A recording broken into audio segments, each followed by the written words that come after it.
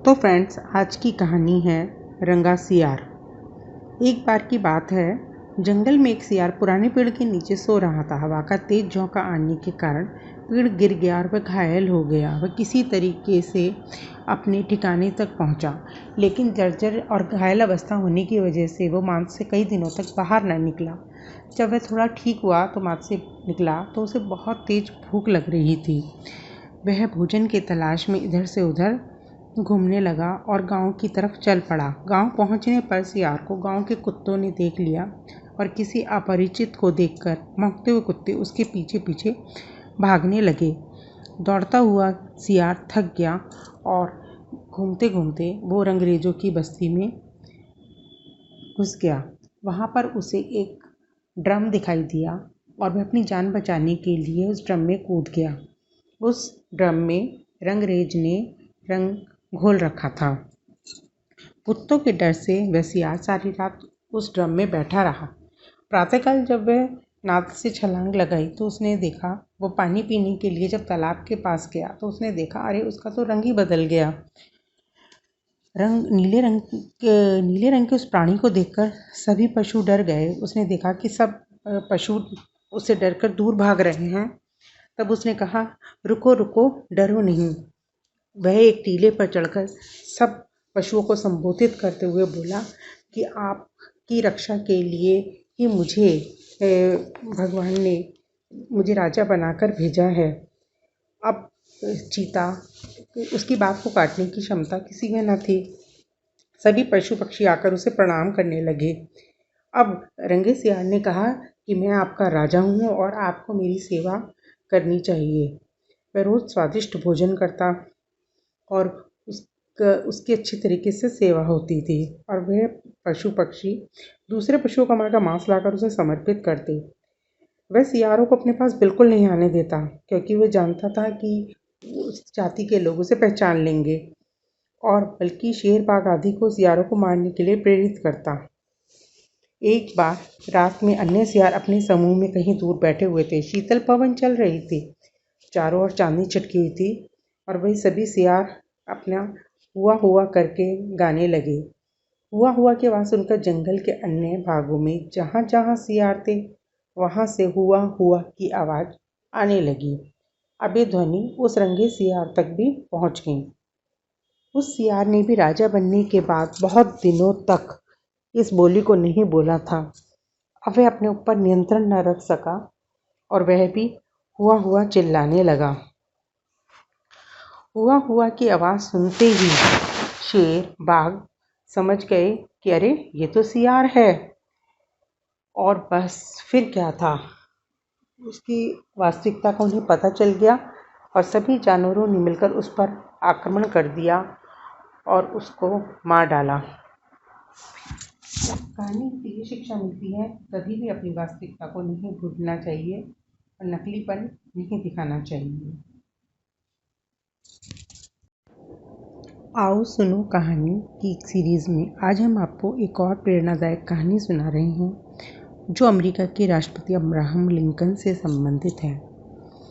उनका जन्म एक गरीब अश्वेत परिवार में हुआ था और उन्हें बचपन में बहुत गरीबी का और मुश्किलों का सामना करना पड़ा था। चलिए आइए कहानी शुरू करते हैं। कहानी का नाम है मछली और सैनिक। अब्राहम लिंकन के छोटे भाई बहन थे। उनके पिता खेती का काम करते थे। अब्राहम लिंकन सबसे बड़े थे, इसलिए वे ही घर के कामकाज में हाथ बटाते थे।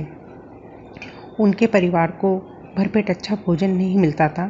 जो कुछ भी रूखा सूखा मिल जाता वह परिवार उसी में संतोष करता था। एक बार की बात है कि उनके घर में खाने का एक दाना भी नहीं था। परिवार भूखा मर रहा था। एक दिन बीता, दूसरा दिन भी बीता। छोटे बच्चों की दशा अब्राहम से देखी नहीं गई। घर में वह सबसे बड़ा था, इसलिए जिम्मेदारी भी समझता था। वह परेशान हो गया, सोचा क्या करे क्या ना करे, कुछ तो करना ही पड़ेगा। आखिर उसने सोचा कि नदी पर जाकर मछलियाँ पकड़ी जाएं।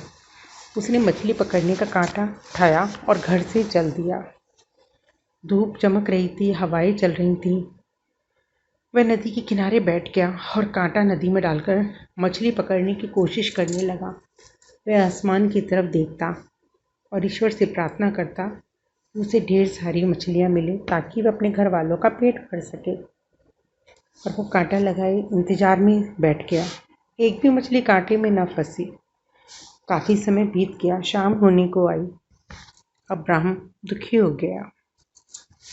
तभी अचानक एक मछली उसके कांटे में फंस गई तो उसका दिल खुशी से नाच उठा। उसने सोचा उसके भूखे भाई बहनों को कुछ तो मिलेगा। उसने मछली पकड़ी और जल्दी जल्दी घर की ओर चल पड़ा। उसके भाई बहन तो उसका इंतजार कर रहे होंगे। अचानक उसकी नज़र एक सैनिक पर पड़ी। अब्राहम ने उसे सलाम किया और बोला, नमस्कार वीर सैनिक। सैनिक ने भी उसके अभिवादन का जवाब दिया और कहा, बच्चे ये मछली तो बहुत अच्छी है। अब्राहम ने मुस्कुराकर जवाब दिया, यह तो खाने पर ही पता चलेगा। पकड़कर लाए हो नदी से? जी हाँ, सैनिक ने आह भरकर कहा। मुझे तो मछली खाए बहुत टाइम हो गया। क्या करें, लड़ाई के मैदान में हूँ ना। वहाँ मछली कहाँ, वहाँ तो खाना भी अच्छा नहीं मिलता, फिर मछली कहाँ से मिले। बेटा, यदि ये मछली तुम मुझे दे दो तो आज मैं स्वादिष्ट भोजन करूँगा। अब्राहम लिंकन ने उसकी ओर देखा। उसके मन में उलझन आई। एक तरफ उसके भूखे भाई बहन, दूसरी ओर देश पर प्राण न्यौछावर करने वाले सैनिक। वह सोचने लगा। सैनिक ने कहा, कोई बात नहीं, अगर तुम नहीं देना चाहते तो ठीक है। अब्राहम लिंकन ने सोचा, सैनिक तो महान होता है जो हमारे देश के लिए सब त्याग सकता है, तो मुझे भी इसके लिए कोई तो त्याग करना ही पड़ेगा। उसने कहा, नहीं सैनिक, आप हमारे देश के रक्षक हैं। आप ही के कारण तो हमारा देश का झंडा ऊंचा रहता है। आप हमारी आन बान शान हैं। आप पर तो ये मछली क्या, मैं सब कुछ निछावर कर सकता हूँ। और फिर उसने मुस्कुराते हुए उस सैनिक को दे दी मछली। सैनिक ने उसकी पीठ थपथपाते हुए कहा, बेटा तुम्हारा भला होगा, तुम एक दिन बहुत बड़े आदमी बनोगे। और वह चला गया। अब उसके जाने के बाद अब्राहम लिंकन उदास हो गया। उसे छोटे भाई बहन की याद आई जो भूखे प्यासे थे। वह घर की ओर बढ़ा। वह घर में खाली हाथ घुसा। उसके पास कुछ भी तो नहीं था। उसकी माँ ने पूछा, क्या एक भी मछली नहीं मिली? नहीं माँ, मिली थी। उसने अपनी माँ को सारी कहानी कह सुनाई और फिर पूछा, माँ मैंने कोई गलती तो नहीं की?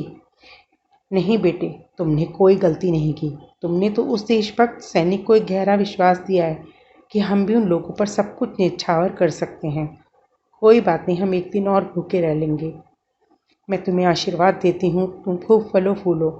जो देश पर प्राण न्यौछावर करता है, क्यों ना हम उस पर भी अपना कुछ न्यौछावर कर दें।